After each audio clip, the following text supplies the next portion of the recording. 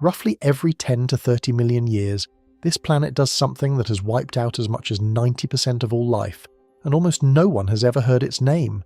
You have heard the other one. Yellowstone, the supervolcano, the end of civilization, the headline that comes back every few years like clockwork. But here is what those headlines never tell you. Yellowstone, as enormous as it is not the monster. It is the faded ember of something far larger, something that has been behind nearly every mass extinction in the history of the Earth, and the machinery that makes it is still running underneath us tonight. So what is actually bigger than Yellowstone, and why is it certain to happen again? Before we go any further, if you enjoy what we do here at Project Nightwatch, hit like and subscribe so you don't miss any of our nightly debriefs, and drop a comment to tell me where you're watching from tonight. Let's get into it. Part 1. The headline that refuses to die. Every few years, the same sentence crawls back across your screen, and every time it lands like a threat. Yellowstone is a supervolcano that could end civilization. You have seen it.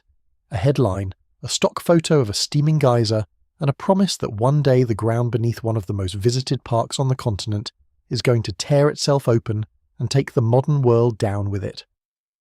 The story comes with a familiar set of images.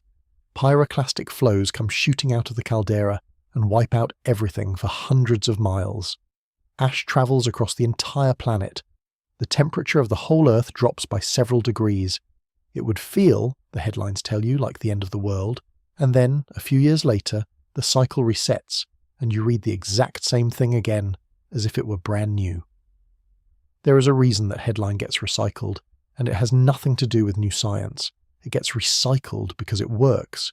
It presses an ancient button in the human brain, the one that makes us slow down to look at a fire or a storm or anything enormous and deadly, and that button does not care whether the threat is real or imminent. So the supervolcano story sells, over and over, decade after decade, and each time it leaves people slightly more afraid of the wrong thing and slightly less equipped to understand the right one. Tonight I want to do the opposite of that. I want to take the fear apart, look at what is actually inside it, and then point it where it belongs. Because there is a real monster in this story. It is just not the one on the thumbnail. So tonight I want to ask the question that almost none of those headlines actually bother to answer. Is that just fear-mongering? Is Yellowstone really that bad? Or, and this is the part that should make you sit up, could the truth be even worse than the headlines make it sound? Because here is where this gets strange. The honest answer is not a simple yes or no. The honest answer is that the headline is both wildly overblown and, in a way the clickbait never tells you, pointing at something real. Yellowstone is not going to end civilization the way the thumbnails promise, but the planet absolutely has a mechanism that can erase 90% of all living species, and it has used that mechanism again and again, and it is still loaded today. I will say that plainly, because it is the thread that runs through everything we are about to look at. If there is something out there that can cause 90% of species on Earth to die, I would like to know what that is. Wouldn't you? Because whatever it is, it has already happened, more than once, and the geology says it can happen again. Yellowstone might be able to wreck a continent, but there is something else out there, something most people have never heard a single word about, that would not just wreck America, it would come for civilization itself. And here is the twist that turns this from a monster story into a mystery, that something else is not a stranger to Yellowstone at all. It is the very thing that created Yellowstone in the first place, the same force, the same machinery, buried deep under the crust. And when scientists finally learned to read its fingerprints, they found those fingerprints sitting at the scene of nearly every mass extinction in the history of life on this planet. That is not a metaphor. That is a pattern in the rock. I think the reason the Yellowstone headline works so well over and over is that it gives you a single villain you can picture. A mountain, a map with a red circle on it, a countdown. That is a comforting kind of fear in a strange way because it is contained. It has a location and a name and a face. You can point at it. And as long as the danger has a face, you can tell yourself that someone somewhere is watching that one spot, and that if it ever started to stir, you would hear about it in time. The trouble is that the real danger in this story does not have a face like that. It does not sit in one park. It is a process, not a place. And processes are much harder to fear and much harder to ignore once you finally see them. So let me set the stakes honestly before we climb. because I do not want you walking away from tonight more scared than you should be, and I do not want you walking away less concerned than you ought to be either. Both of those failures come from the same mistake, which is looking at the wrong thing. If you stare only at Yellowstone, you will either panic about something that is not going to happen, or you will roll your eyes at the doomsayers and tune the whole subject out. Both reactions miss the actual story. The actual story is bigger, slower, and far stranger than a single caldera, and it has a body count that runs into the billions of lifetimes across the history of the planet. That number, 90% of species, is the one I want you to carry with you, because it is the measuring stick for everything we are about to discuss. 90% of all living things, gone. Not relocated, not reduced, gone from existence. That has happened on this planet. The fossil record does not whisper about it, it shouts, and whatever is capable of doing that is, by definition, the most important threat in the entire field of Earth science, far more important than the volcano in the headlines. So our job tonight is to find it, to understand how it works, and then to ask the only question that really matters, which is whether it can happen again, and whether anything resembling it is happening right now. There is a reason this particular threat hides so well, and it has to do with the way human beings are wired. We are built to fear the sudden and the spectacular. A blast, a wave, a fire, a thing that moves fast and roars, those trip every alarm we have because for most of our history those were the dangers that could kill you in an afternoon. What we are almost blind to is the slow and the statistical, the danger that does not roar at all, the danger that is a number changing quietly on a graph over decades, and that blind spot is precisely where the real monster of this story lives. It does not announce itself with a single terrifying event you can put on a thumbnail. It works through a quantity, a rate, a slow loading of the air, and that is exactly the kind of threat our instincts are worst at taking seriously. Yellowstone gets the headlines because it fits the shape of fear we already carry. The thing that actually ends worlds does not fit that shape at all, which is the single biggest reason almost no one is talking about it. So forget the geyser for a second. The real story is not about a park. It is about what the Earth does, on a schedule we are only beginning to understand, and what it tells us about the danger we may be walking straight into right now. To get there, we have to climb a ladder. And the first rung is something many of you have actually lived through, or grown up hearing about, an eruption that for an entire generation became the very definition of what a volcano can do. The thing is, by the end of tonight, that eruption is going to look almost gentle. So let's start at the bottom of the ladder, with the biggest eruption the modern United States has ever seen, and then let's find out how many times we have to multiply it before we reach the real monster. Part 2. The smallest rung on the ladder. The morning of May 18th, 1980, the north face of a mountain in Washington state slid off the volcano and became the largest landslide ever recorded anywhere on Earth. That mountain was Mount St. Helens.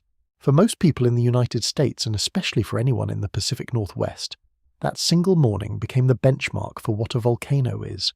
A wall of ash, forests flattened like matchsticks for miles, a plume that turned daytime into a strange brown dusk across several states. If you ask the average person to picture a volcanic catastrophe, there is a good chance their mind reaches for Mount St. Helens, because it was the largest volcanic eruption in the recorded history of the lower 48 states. Hold on to that, because it matters for the whole rest of this story. The most powerful eruption in modern American memory is the smallest rung on the ladder we're about to climb. I want you to really feel how strange that is.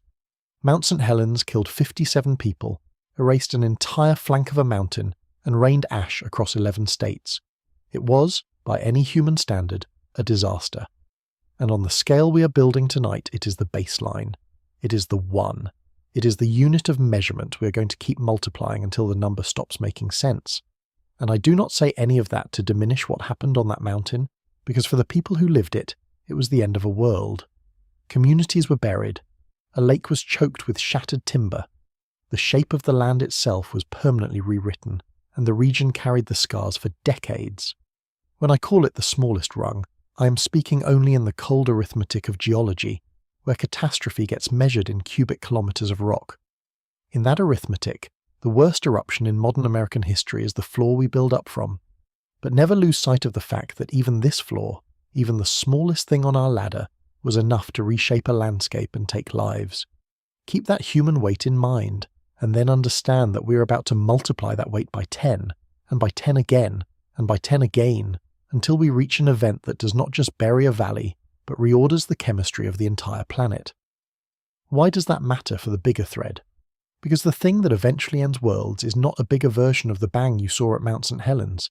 The killing power at the top of this ladder is not really about the explosion at all.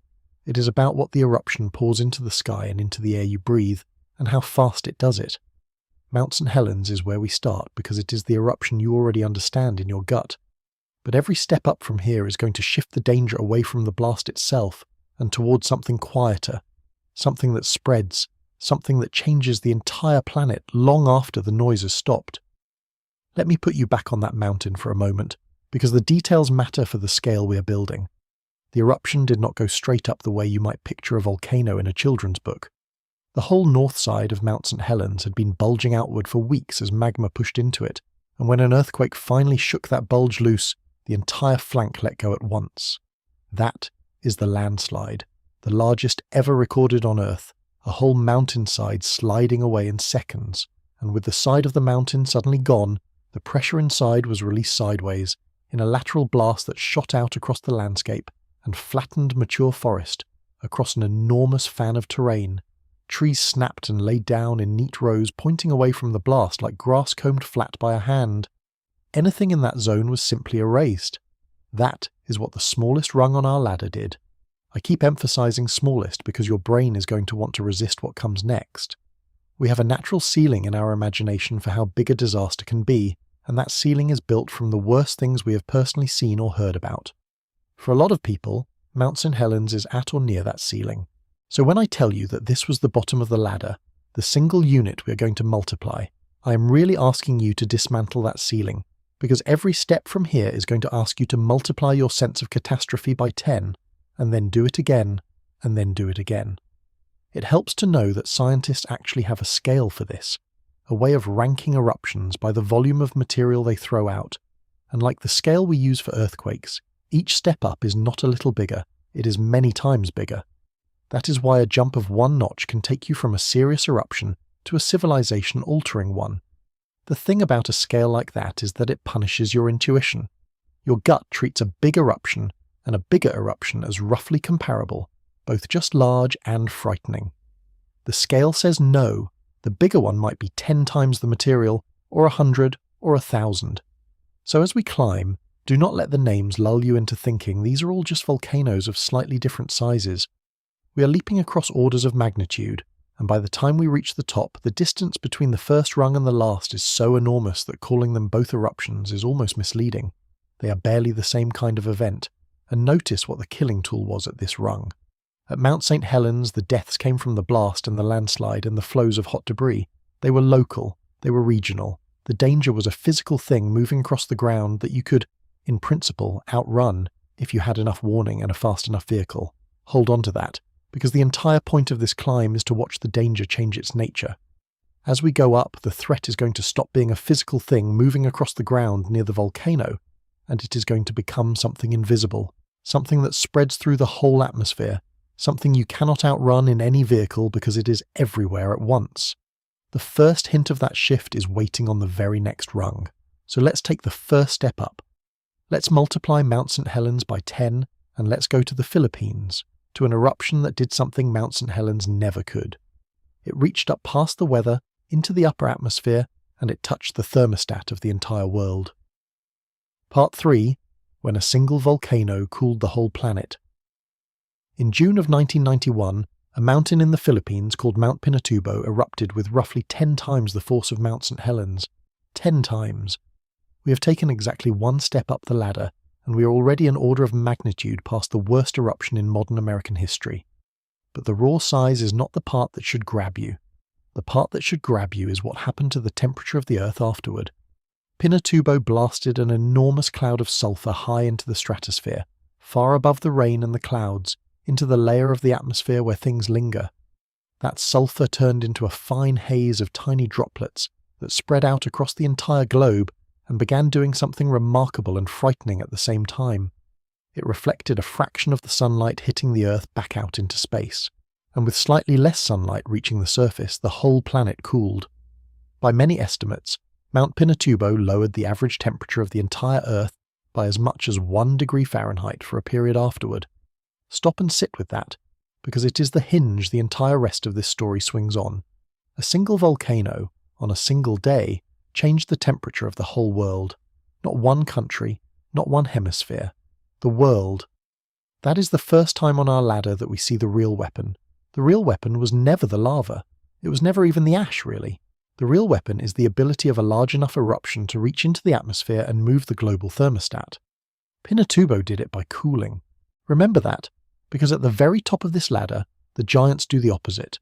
They reach into the air and they crank the thermostat the other way toward heat, and they hold it there, and that is how they kill. Let me make sure the mechanism is clear, because it is the engine of this entire story, and most people have never had it explained. When a volcano is powerful enough to punch its plume up past the weather, into the stratosphere, the sulfur it carries does not rain back out in a few days the way ordinary pollution would. Up there, above the clouds, there is no rain to wash it down, so it lingers for months or years. The sulfur reacts to form a fine haze of microscopic droplets, a thin veil wrapped around the entire globe, and that veil acts like a mirror tilted toward the sun. It bounces a small fraction of incoming sunlight back into space before it can ever warm the ground. Less sunlight reaching the surface means a cooler surface, everywhere, all at once. That is how a single mountain in the Philippines reached out and touched the temperature of a planet. It did not have to spread its ash to every country. It only had to get its haze high enough, and physics did the rest. And once you understand that lever, you understand the whole ladder. The lever is the atmosphere.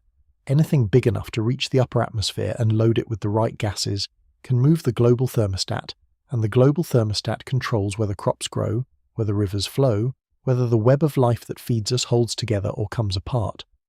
Pinatubo pulled that lever gently, toward cold for a little while, and we got a measurable global chill and some strange weather.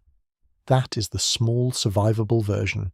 Keep it in mind as a baseline, because everything from here is a larger and larger hand pulling harder and harder on that same lever, until eventually a hand pulls it so hard and so fast that most of life cannot hang on.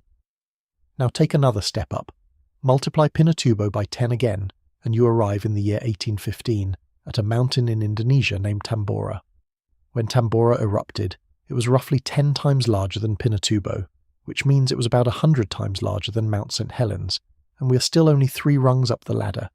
Tambora threw so much material into the sky that the following year, 1816, became known across the Northern Hemisphere by a name that still sounds like something out of a nightmare. They called it the Year Without a Summer. Snow fell in New England in June. Frost killed crops in the fields through what should have been the growing season. Harvests failed across Europe and North America. People starved. Food riots broke out. All of it traced back to a single mountain on the other side of the world that had thrown a veil across the sky and stolen a summer from an entire half of the planet. What gets me about the Year Without a Summer is how completely disconnected the suffering was from the cause.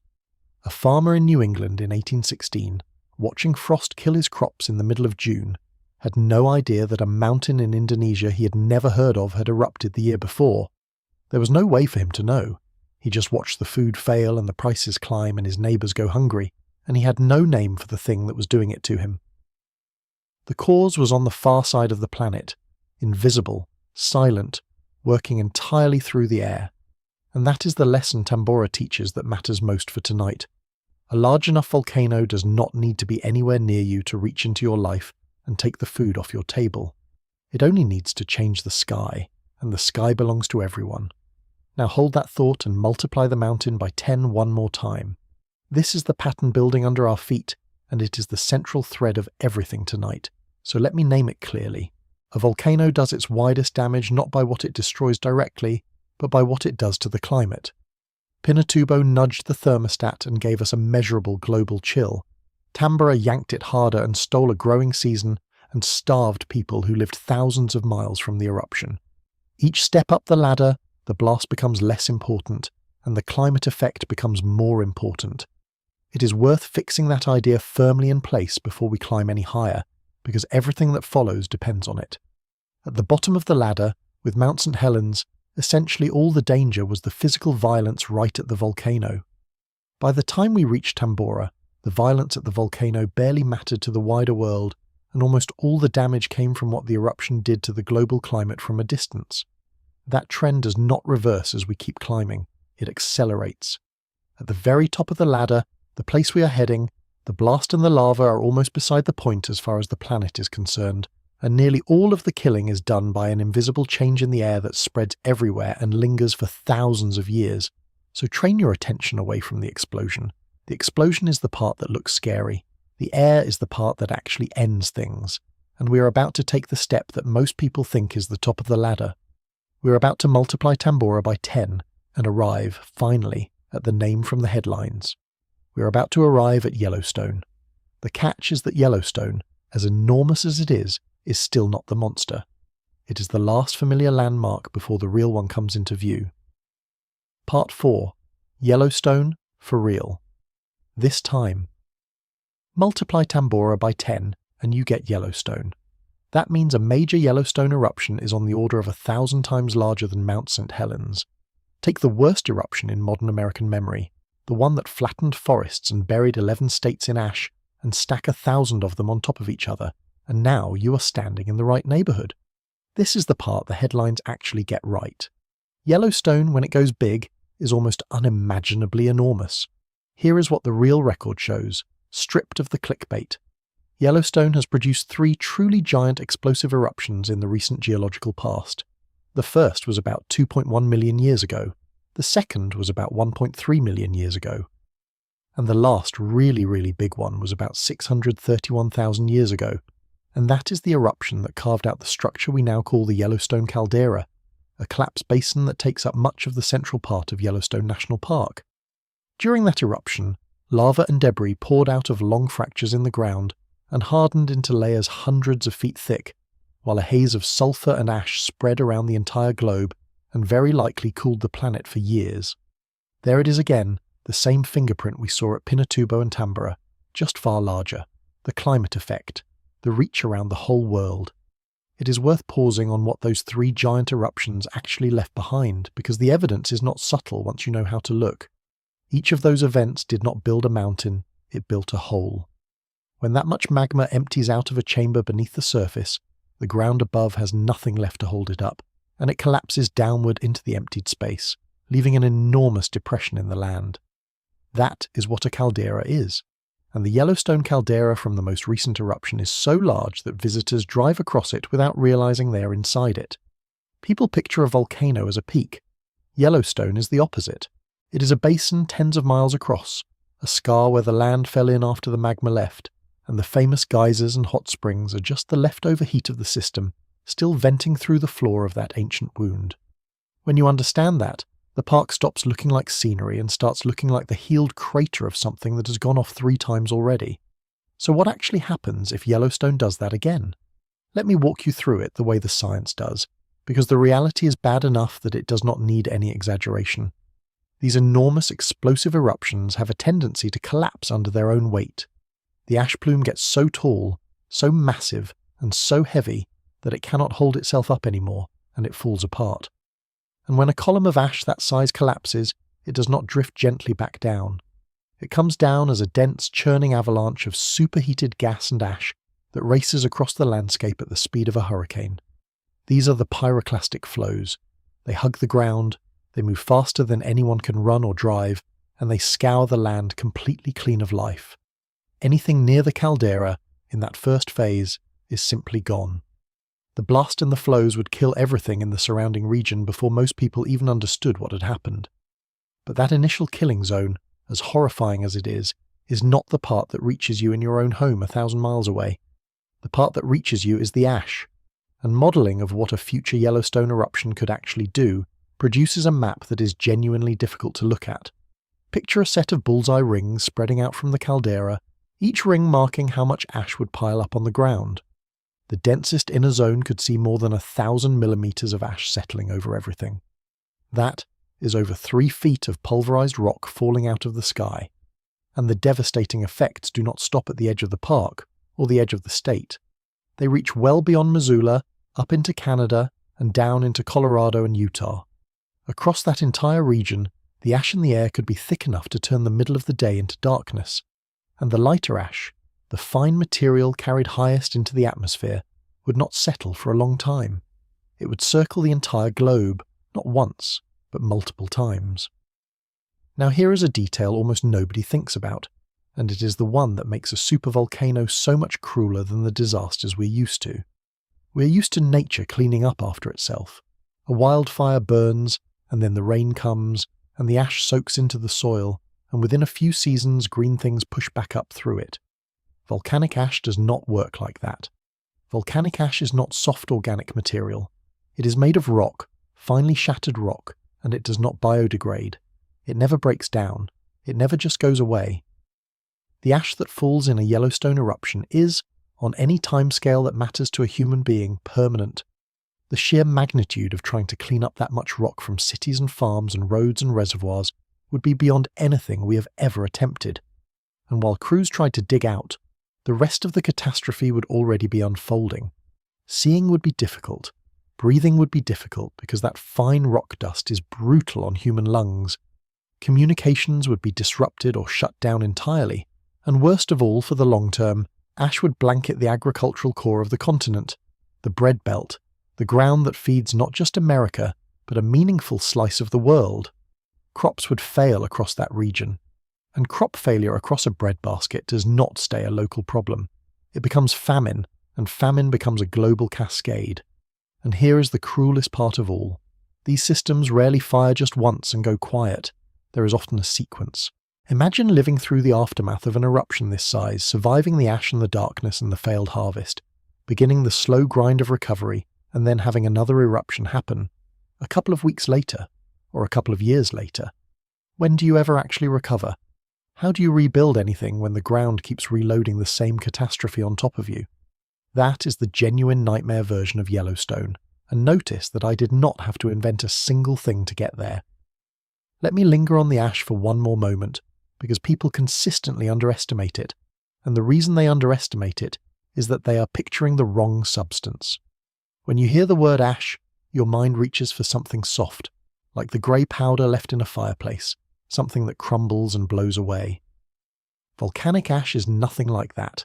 It is rock, shattered into particles so fine they behave like powder, but each particle is a tiny shard of hard, abrasive mineral with sharp edges. When it builds up on a roof, it is far heavier than snow, heavy enough to collapse buildings, and unlike snow it will not melt and run off in the spring. It just sits there, permanently, until someone physically hauls it away. When it gets into machinery, it grinds engines to a halt.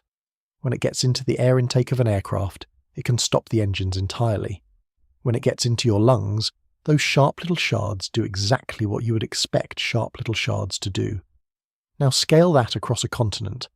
The modelled inner zone of a Yellowstone eruption could bury the surrounding region under more than 3 feet of this material, and even the far reaches, well past Missoula, into Canada, down into Colorado and Utah, could see enough to turn day into night and to crush the most basic functions of modern life.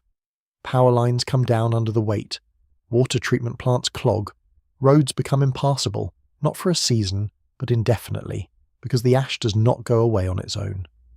And every one of those failures cascades into the others, because our civilization is a web of systems that all depend on one another. Take down the power and the water fails, take down the roads and the food cannot move, and underneath it all, the breadbasket of the continent lies buried, its soil smothered under rock dust, its harvest gone. And a buried breadbasket does not stay a regional tragedy, because the modern world is knit together by food that crosses borders.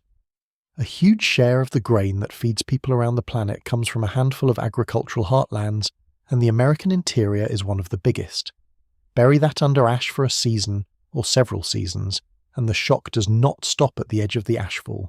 It ripples out through global markets as shortages and price spikes, and the places that feel it worst are often the places far from the volcano that depended on imported food they can no longer afford. This is the same lesson Tambora taught in 1816, just multiplied. A large enough eruption reaches your dinner table no matter where you live, because the climate it disrupts and the harvests it ruins belong to a single connected system. The pyroclastic flows kill thousands near the caldera.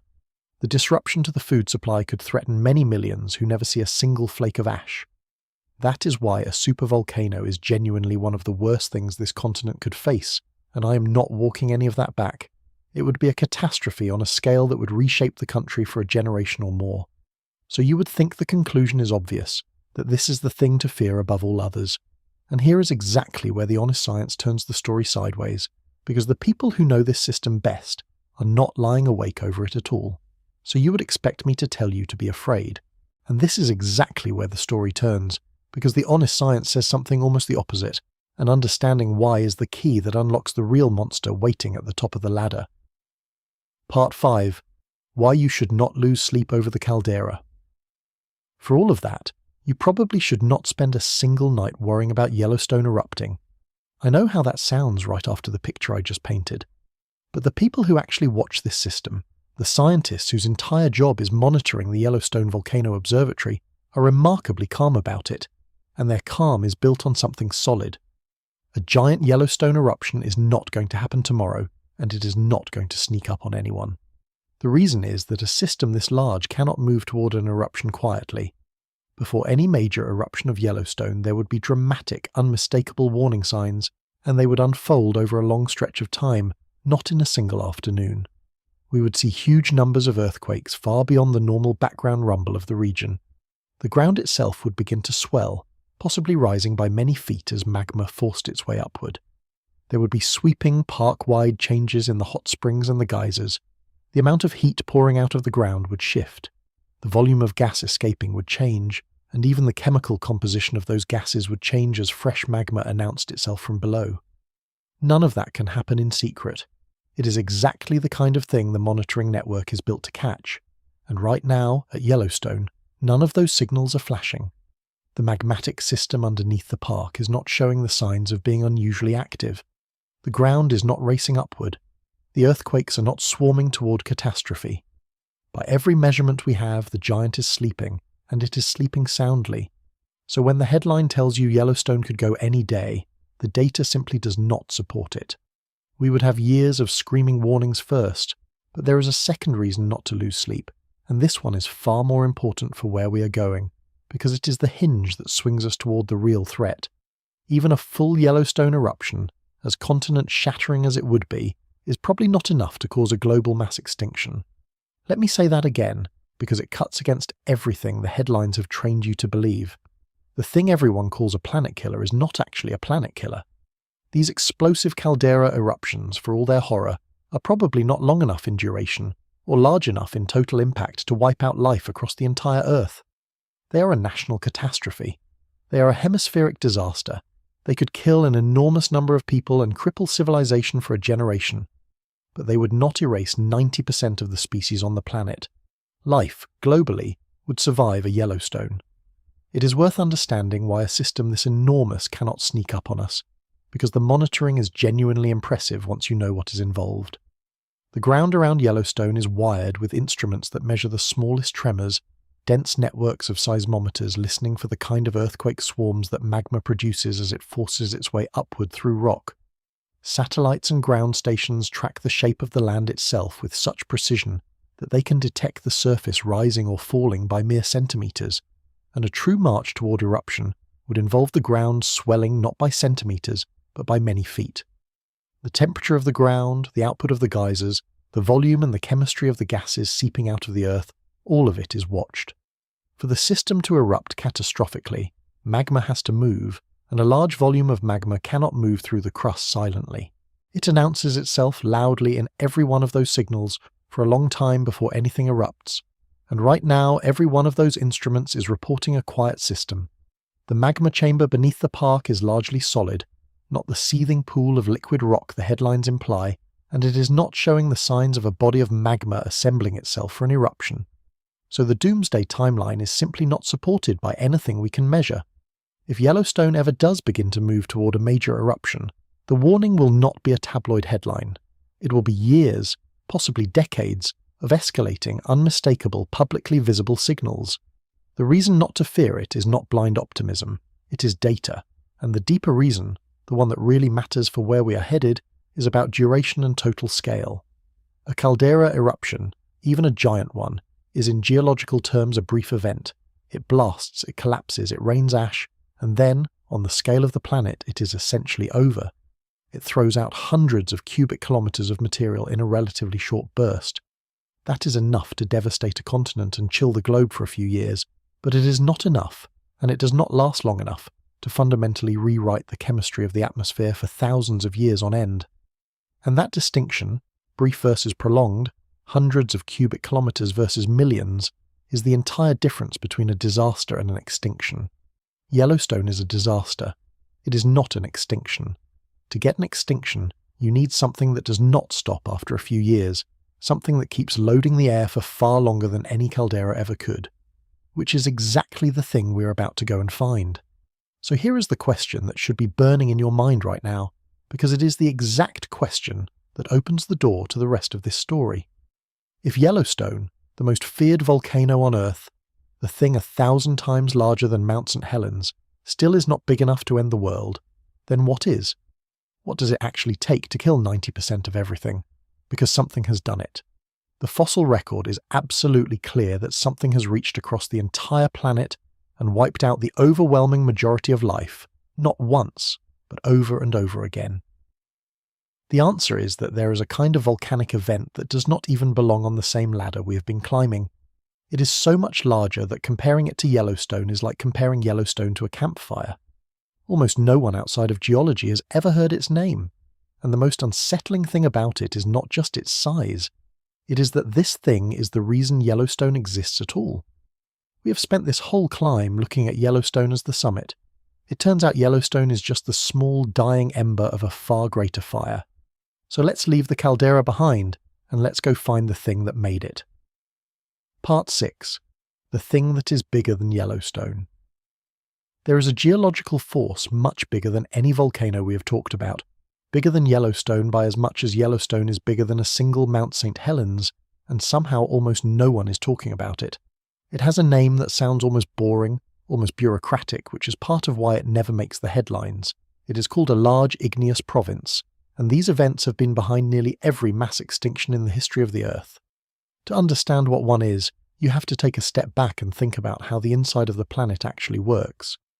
Most of us carry around a picture of the Earth as a solid ball of rock with a little molten centre, and that picture is wrong in an important way.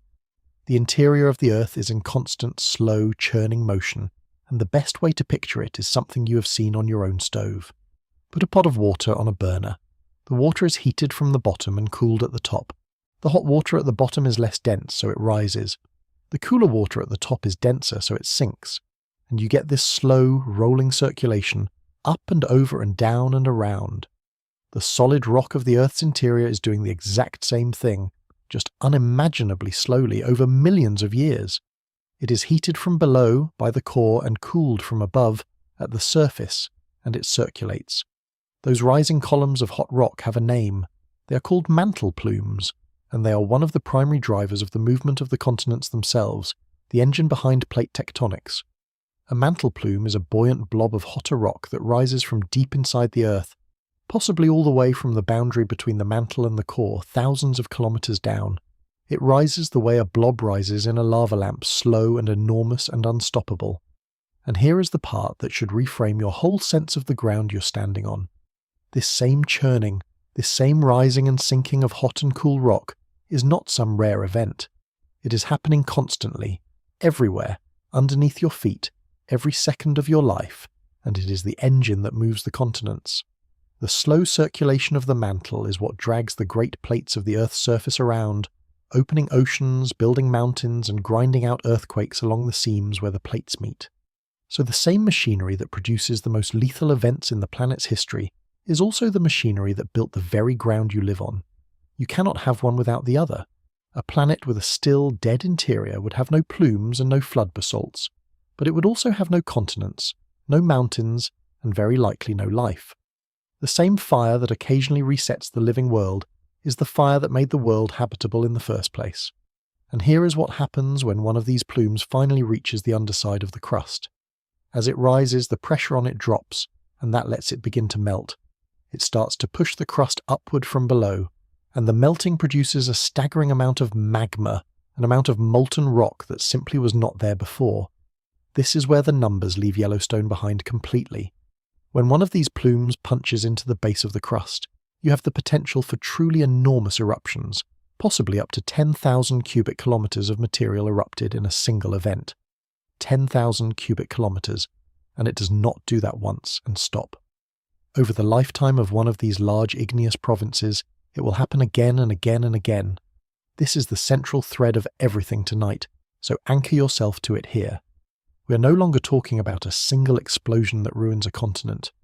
We are talking about a wound in the planet that stays open for a very long time and bleeds molten rock on a scale that can rewrite the chemistry of the whole atmosphere. And the lava itself behaves in a way that is hard to even picture. These are not the slow, crawling lava flows you might imagine from a documentary about Hawaii. The volume coming out is so immense and the rate so high that the lava does not have time to cool the way normal flows do. It floods. It pours across the landscape like water, filling in valleys, drowning entire regions, and travelling for hundreds of kilometres as a single coherent flow before it finally stops. It piles up, layer on layer, eruption after eruption, building a stack of dark basaltic rock that can end up kilometres thick. Not meters, kilometres. Imagine a flood, but the floodwater is molten rock and it keeps coming for thousands of years. I want to slow down on why these eruptions produce so much magma, because it is not obvious, and it is genuinely strange. You might assume the plume is just a column of liquid rock that travels up and pours out, but that is not quite it. The rock rising in a mantle plume is mostly solid, just hot and soft enough to flow over geological time, like a block of warm wax that can ooze if you wait long enough. What turns it into a flood of liquid is the journey upward itself. As that hot rock rises, the crushing pressure of the rock above it eases, and lowering the pressure on hot rock causes it to begin melting, even without adding any extra heat. It is called decompression melting, and it is the secret behind the scale of these events. The plume arrives at the base of the crust as an enormous, hot, buoyant mass, and as it decompresses, a staggering volume of it melts more or less at once, generating an ocean of magma that simply was not there before. And consider where that heat is coming from, because it puts the whole thing in a sobering light. Some of the heat deep inside the Earth is left over from the planet's violent birth, the energy of countless collisions 4.5 billion years ago still leaking slowly outward. The rest is generated continuously by the decay of radioactive elements scattered through the interior, a furnace that has been burning since the beginning and will keep burning for billions of years more. So these plumes are not a malfunction.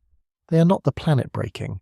They are the planet doing exactly what a hot body wrapped in a cooler shell must do, which is to move its heat from the inside to the outside any way it can. The mantle plume is one of the main delivery routes for that heat, and the large igneous province is what happens when one of those routes opens all the way. In other words, the thing that has ended worlds is not a flaw in the system. It is the system working as designed.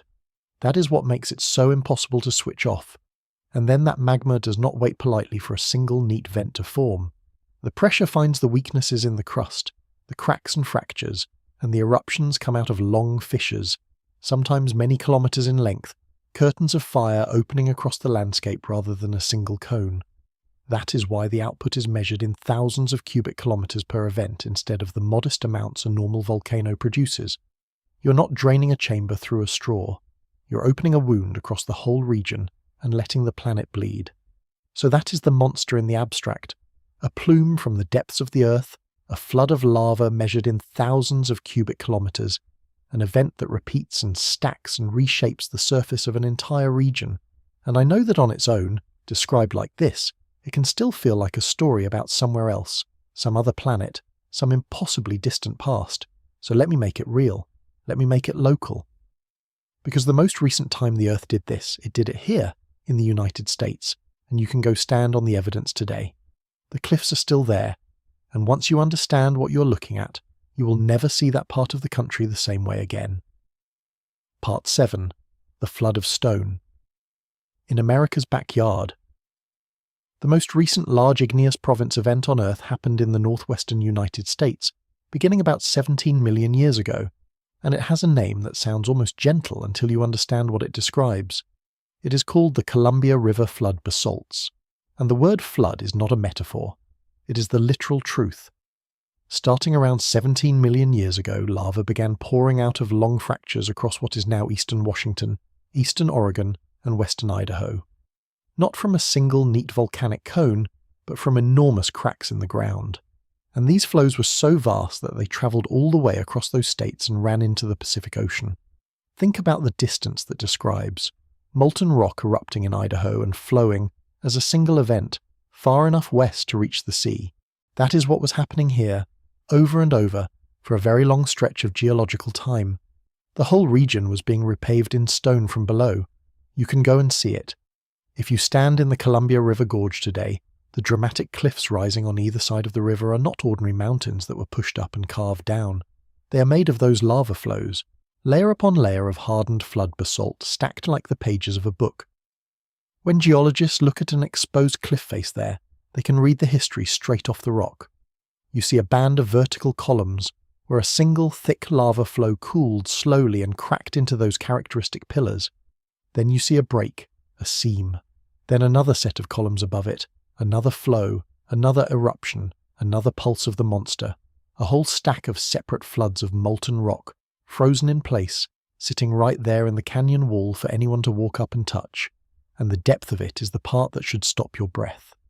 In the deepest parts, the Columbia River flood basalts are more than 4 kilometers thick, 4 kilometers of stacked lava. That is the accumulated record of countless individual flows, piled on top of one another until the pile was taller than most mountains. It would not have been a very pleasant thing to be alive anywhere near this while it was happening. There would have been periods where the landscape itself was a sea of moving, glowing rock, and the air would have been thick with volcanic gas. This is not a story from another world. This is the Pacific Northwest, the same ground where, much later, Mount St. Helens would blow its top and become the largest eruption in modern American memory. The same region. And yet what Mount St. Helens did is to what the flood basalts did, roughly what a single spark is to a house fire. Try to actually inhabit what this region was during the eruptions, because it reframes the gentle scenery you might know today. The hills and farmland of eastern Washington and Oregon, the orchards, the wineries, the calm brown plateaus, all of that sits on top of the frozen record of one of the most hostile environments the surface of the earth can produce. There would have been stretches of time when the land for as far as you could see was a glowing, moving sheet of molten rock, advancing across the country at a walking pace and then faster, swallowing everything in its path, filling every valley and canyon to the brim. The air would have been thick with volcanic gases pouring out of the fissures, choking and acrid. The sky would have been hazed and strange. And this did not happen once and finish. It happened in pulse after pulse, separated by quiet centuries, for millions of years, each new flood laying another layer of stone on top of the last. That is what those neat columns in the gorge actually represent. Each band of vertical pillars is one of those floods, frozen mid-motion, and then cracked into columns as it slowly cooled. The seams between them are the pauses, the quiet centuries when the land had a chance to breathe before the next curtain of fire opened. When a geologist reads that cliff face, they are reading a calendar of catastrophe, flood by flood, written in stone 4 kilometers thick at its deepest, and the same track of old volcanic scars runs back across Idaho, along a feature we will return to in a moment, a long straight plane that points like an arrow from the flood basalts all the way toward Wyoming. That arrow is the clue that ties this whole thing together. Try to wrap your mind around the volume one more time, because it is the kind of number that slides right off the brain if you let it. A single one of these flood basalt eruptions could put out enough lava to bury an entire small country to a depth of many meters in one event. And the Columbia River flood basalts were not one event, they were a long series of them, stacked up over millions of years into a pile that, at its thickest, is 4 kilometers deep. If you could somehow drain a major ocean and look at the seafloor, the kind of feature these plumes build would still be one of the largest single constructions of rock anywhere on the planet's surface. And remember, this one, the one in America's backyard, is on the small end of the family. The truly enormous ones, the ones tied to the worst extinctions, make the Columbia River event look like a warm-up. That is the scale we are dealing with, and it is the scale at which the planet itself becomes the victim. What gets me about the Columbia River Gorge is that it is beautiful, and people visit it precisely because it is beautiful, and almost none of them know they are looking at the cooled remains of one of the most violent things the planet can do. They photograph the waterfalls spilling over those dark columns of rock without knowing that the rock is hardened flood basalt, that every layer is a separate catastrophe, that the reason the cliffs are so sheer and so high is that the land was once drowned in molten stone. There is something humbling in that. The most peaceful scenery can be the scar tissue of the most extreme events, healed over by 17 million years of weather and forest and time, and it means these catastrophes are not abstract. They are not confined to textbooks or to other planets. You can drive to one. You can stand at its base and crane your neck and fail to see the top. The monster left its body lying across 3 states, and we built highways through it and called it a scenic route. Now keep that central thread in view, because this is where the whole story locks together. We started with Yellowstone, the famous monster from the headlines. We climbed past it to the real apex predator, the large igneous province, and now we're standing on the most recent one, in America's own backyard, 17 million years old and 4 kilometers thick. The natural next question is the one that turns this entire video on its head. What is the connection between this ancient flood of stone in the northwest and the steaming, dangerous caldera sitting in Wyoming today? Because there is a connection, a direct one, and when you see it, you will finally understand what Yellowstone actually is. It is not the monster. It is the monster's tail end, the last flicker of the same deep fire that flooded the northwest with rock. Let me show you exactly how we know that. Part 8. Yellowstone Unmasked. Surprisingly, Yellowstone is itself a piece of evidence for that massive flood basalt event. The caldera everyone fears is, in a real sense, the same wound that bled across the northwest 17 million years ago, just much older and much weaker now, and migrated a long way east. To see how that can possibly be true, you have to understand the difference between the plume below and the crust above, because they are not locked together, they move independently. And that single fact explains almost everything strange about Yellowstone. For a long time, this was genuinely confusing to scientists because most volcanoes sit obediently where you would expect them, along the edges of the Great Plates, where one slab of crust dives beneath another and melts. That is where the famous ring of volcanoes around the Pacific comes from. But a hotspot like Yellowstone or Hawaii sits in the middle of a plate, nowhere near an edge, which made no sense under the simple picture of how volcanoes form. The answer turned out to be that these volcanoes are not fed by the edges of the plates at all. They are fed from far below the plates, by a source that does not move with the surface, a fixed plume anchored deep in the mantle. Once you accept that the heat source is down deep and stationary, while the crust slides over the top of it, the strangeness dissolves, and something remarkable takes its place, which is a way to read the past movement of an entire continent straight off the landscape. A mantle plume, that rising column of hot rock from deep in the earth, stays more or less in one place. It is anchored down in the depths, and it sits there, holding its position, for tens of millions of years. But the crust on top of it does not sit still.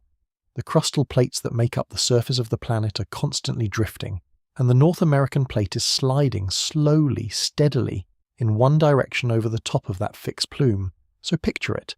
A stationary blowtorch deep below, a sheet of rock sliding over it. The torch burns through the rock at one spot, then the rock slides on, and the torch starts burning a new spot a little farther along. Over millions of years, that leaves a trail.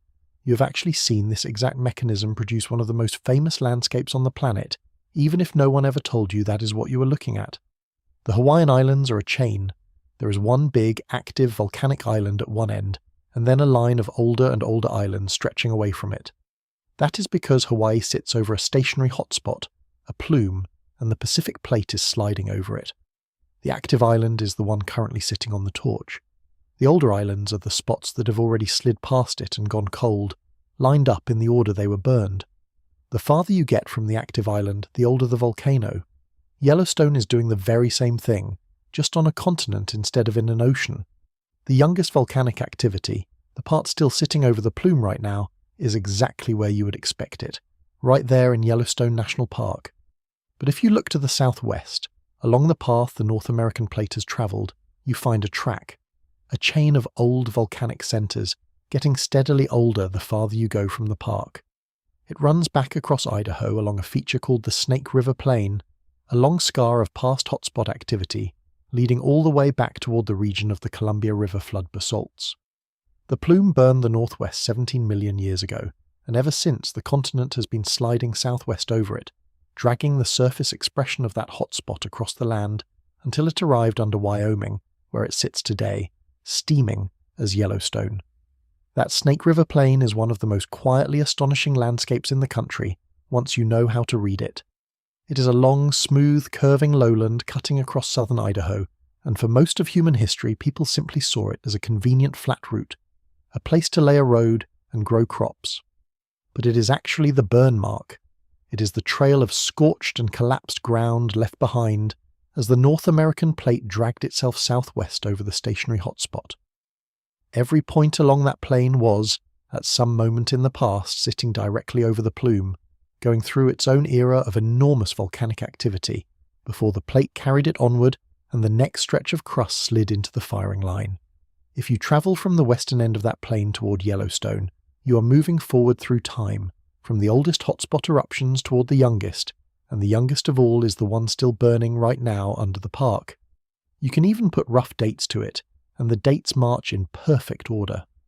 The volcanic centres farthest to the southwest are the oldest, and they get steadily younger the closer you get to Yellowstone, exactly as if a blowtorch had been held still while a sheet of rock was pulled across it a few centimetres a year. There is no other good explanation for a track like that. A straight line of volcanic centres laid down in strict age order, pointing directly at an active hotspot. It is the same signature Hawaii wears across the ocean floor, written instead across the American West. And it means the thing under Yellowstone is not a local accident at all. It is a traveller, and we can trace exactly where it has been. So here is the reveal in full, and it is the spine of everything tonight. Yellowstone is not a separate freestanding monster. Yellowstone is the current, weakened surface expression of the same deep mantle plume that, in its violent youth, produced a large igneous province and flooded a huge stretch of America with kilometres of lava. The hotspot is essentially an opening in the Earth's crust, left over from that massive ancient event that has never quite closed up. When you stand at a geyser in the park, you're standing on the dying ember of a fire that once burned on the scale of a mass extinction. The headline had it exactly backward. The scary thing is not that Yellowstone might become a planet killer. The scary thing is that Yellowstone is what a planet killer looks like after it is mostly burned out. And there is a strange comfort buried in that reveal, if you look for it. The Yellowstone hotspot has been around for millions of years, and over that time its output has, broadly speaking, been winding down from the violence of the original flood basalt event toward the comparatively smaller, if still terrifying, caldera eruptions of the recent past. The fury that flooded the Northwest 17 million years ago is not what sits under the park today. What sits under the park today is the long, fading tail of that event. So the headlines have not just exaggerated Yellowstone, they have gotten the entire trajectory backward. They imagine the danger building towards some ultimate eruption. The geology suggests the opposite, a system past its prime, an old fire banked low. The real lesson of the hotspot is not that Yellowstone is about to become a monster. It is that Yellowstone shows us the unmistakable signature of a monster that already came and went, and that signature points us toward the family of events we actually need to understand. Which forces the obvious, chilling question. If this is the faded, exhausted version, what did the fire look like when it was at full strength? What are the biggest of these events? The ones that did not just flood the Northwest, but reached around the entire world and emptied it of life. Because the Columbia River flood basalts, as enormous as they were, are nowhere near the largest example the rock record has to offer, not even close. Let me introduce you to the true giants. Part 9. The Giants and Their Schedule. The Columbia River flood basalts are the most recent large igneous province, but they are far from the biggest. They are in fact one of the smaller members of the family. If we want to look at the largest of the largest, the events that truly reset the planet, we have to reach back further in time and to other parts of the world, and the names start to carry real weight once you know what they did. There is the Deccan Traps, in what is now India, a staircase of flood basalt so immense it covers a huge fraction of the subcontinent. There is the Siberian Traps, in Russia, the single most catastrophic volcanic event we have strong evidence for in the entire history of complex life. And there is the North Atlantic Igneous Province, born as the ocean between Greenland and Europe was tearing itself open. These are not eruptions in the sense you and I normally use the word. These events are associated with the emplacement of millions of cubic kilometers of magma in a geologically short amount of time. Millions of cubic kilometers. Remember that the most extreme single eruptions in one of these events can approach 10,000 cubic kilometers, and now understand that the giants stacked up hundreds of those until the total ran into the millions. That is the scale at which the planet stops being a backdrop and starts being a casualty. And here is the detail that should genuinely change how you feel walking around on the surface of this planet. These large igneous province events are not freak, one-time accidents. They are recurring. They happen on a rough schedule, roughly every 10 to 30 million years, throughout the history of the Earth, and there is no reason whatsoever to think that schedule has stopped. The machinery that produces them, the convecting mantle, the rising plumes, all of it is still running underneath us right now, exactly as it always has. The Columbia River flood basalts were the most recent. The word recent is doing a lot of work there, because on a geological clock 17 million years ago is the day before yesterday, which means another one is not a question of if, it is a question of when. It will happen again. The only real uncertainty is whether the gap between events lands in 100,000 years or 10 million, and on the human scale, both of those are effectively forever, which is the one piece of genuine comfort in this whole story. It is worth pausing on a couple of these giants because their names are about to matter a great deal. Consider the Deccan Traps in India. They were erupting right around the time the dinosaurs went extinct, 66 million years ago, the very same window as the famous asteroid. And this has produced one of the longest-running debates in all of Earth science, because you suddenly have two world-ending events arriving at almost the same moment, the rock from space and the flood of lava from below, and scientists still argue about how to divide the blame between them. Some think the asteroid did the main killing, and the Deccan eruptions made recovery harder. Others think the volcanism had already destabilized the climate before the impact ever arrived. What nobody disputes is that a large igneous province was erupting at the exact moment of the most famous extinction in history, which tells you something about how often these two stories show up together. Then there is the Siberian Traps, in Russia, which we are going to return to in detail, because that one is associated with something so catastrophic it has its own grim nickname, and it is the closest life on Earth has ever come to being snuffed out entirely. And there is the North Atlantic igneous province, born as Greenland and Europe tore apart from one another, and the ocean between them was opening. Each of these involved the emplacement of millions of cubic kilometers of magma, the kind of numbers that turn a region into a casualty and the atmosphere into a weapon. These are not exotic, one-of-a-kind freaks. They are a recurring feature of how this planet operates, as fundamental as the tides, just spaced so far apart that no human has ever witnessed one, and with luck no human ever will. Now you might be tempted to ask the same question people always ask about Yellowstone, which is whether we are overdue for the next one, and here the honest answer is genuinely reassuring, at least on this particular front. These events do not run on a precise alarm clock. The 10 to 30 million year spacing is an average drawn across deep time, not a countdown, and there is no sign anywhere on Earth right now of a new large igneous province assembling itself. Building one of these requires a fresh plume to climb all the way up from the depths and pool beneath the crust, and that is a process that would unfold over a very long time, almost certainly leaving signs we could read long before anything erupted.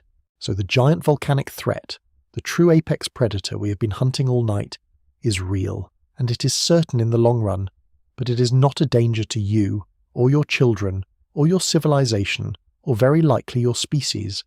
That is the genuine comfort. And it is exactly why, when we turn in a moment to the one version of this threat that is not safely millions of years away, it is going to land so much harder. So let me hold the central thread tight here, because we have now assembled the real monster in full. It is not Yellowstone, it is the large igneous province, the apex predator of deep time, a flood of lava and gas measured in millions of cubic kilometers, recurring on a schedule, with Yellowstone as nothing more than its faded living relative. We have established that these giants exist, that they dwarf everything else, and that they keep coming back. But I have been making a much larger claim this entire time, a claim I have not yet proven. I keep saying these events are tied to nearly every mass extinction in the history of life. That is an extraordinary thing to assert. So now I have to show you the evidence. I have to show you how a flood of rock in one corner of the world could possibly reach out and kill 90% of all species across the entire planet, and how scientists figured out that the timing lines up almost perfectly. And I want to be honest that this connection, the idea that volcanism drives extinction, was not obvious and was not quickly accepted. For most of the history of geology, the great die-offs in the fossil record were a genuine puzzle the field preferred to avoid because the science had no good explanation for them and tended to look away from problems it could not solve. The very idea that something inside the Earth could reach out and kill almost all life across the whole planet sounded, for a long time, more like a tall tale than a serious theory. What changed that, what dragged mass extinction from the edge of respectable science to its centre, was not a discovery about volcanoes at all. It was a discovery about a rock that fell out of the sky 66 million years ago. And the strange part is that the asteroid story, the one that seemed to point away from volcanoes, is exactly what eventually pointed scientists back toward them. And it begins, strangely enough, with a discovery about the death of the dinosaurs. Part 10. The Match in the Graveyard. For a very long time, geologists basically ignored mass extinctions. It sounds strange to say it, but it is true. The great die-offs in the fossil record, the moments when most of life on Earth vanished, were treated almost as an embarrassment, because no one could explain them, and science tends to look away from the things it cannot explain. The extinctions were sitting right there in the rock, written plainly into the layers, and for decades the field largely shrugged and moved on. Then, in 1980, something happened that cracked the whole question open. A research team at Berkeley, led by a father and son named Alvarez, found the evidence for an asteroid impact at exactly the moment the dinosaurs disappeared, about 66 million years ago. They found a thin layer of a rare metal, the kind of metal that is uncommon in the Earth's crust but common in asteroids, smeared across the planet at precisely that boundary in the rock. That discovery did something bigger than just explain the dinosaurs. It made mass extinction a respectable question again. Suddenly people cared. If a rock from space could reach down and end an age of life, then the great die-offs were not embarrassing mysteries to be ignored. They were puzzles with causes, and causes could be hunted. The detail that made the asteroid case so powerful is worth knowing, because it shows how a single thin line in the rock can rewrite a whole science. The Berkeley team found a layer of a rare metal, an element that is scarce in the rocks of the Earth's crust but relatively common in asteroids, smeared in a thin band across the planet at exactly the level in the rock that marks the death of the dinosaurs. The same enriched layer turned up at site after site around the world, always at the same moment in the record. There was no good way to explain a worldwide dusting of asteroid metal, except that a very large object from space had struck the Earth and thrown its vaporized remains across the entire globe.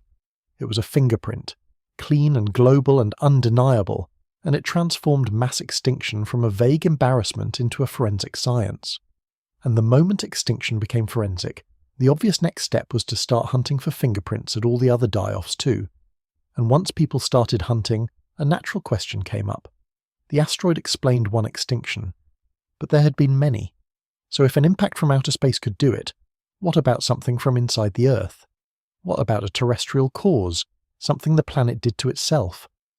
And a handful of researchers pointed at the large igneous provinces and noticed something that, at first, was just a loose, tantalizing hint. When they looked at the mass extinctions they knew about, and they looked at the timing of the Great Flood basalt events, the dates seemed to match up. Not perfectly, not yet, because the dating back then was rough, but close enough to make the hair on the back of your neck stand up. So for the past 3 decades, that hint has been hunted down and nailed to the wall.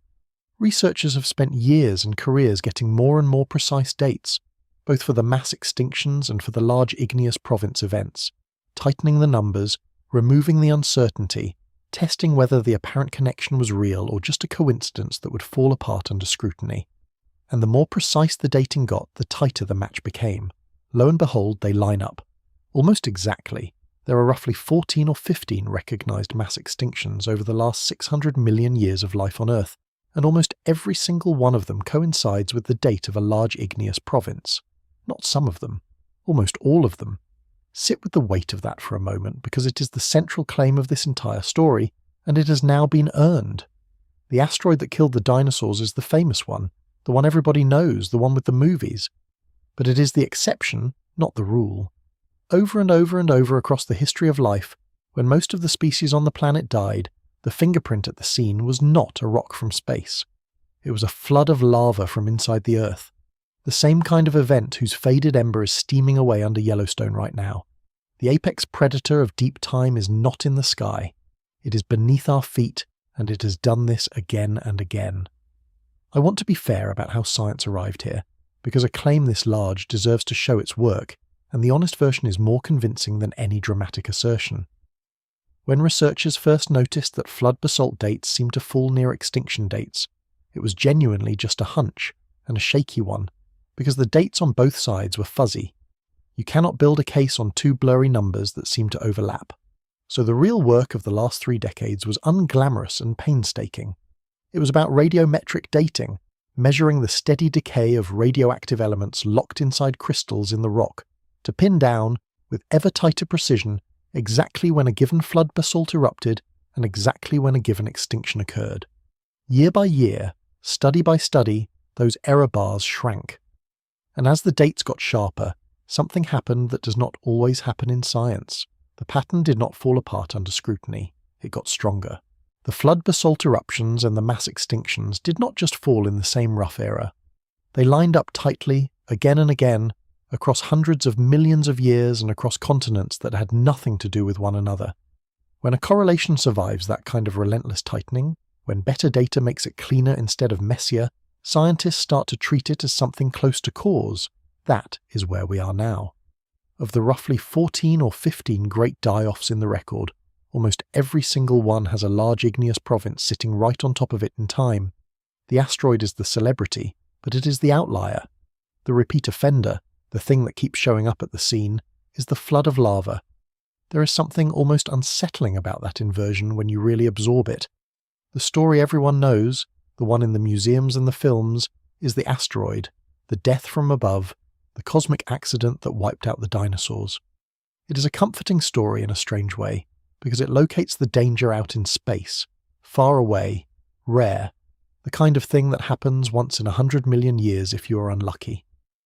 But the rock record says that the dramatic space rock is the exception.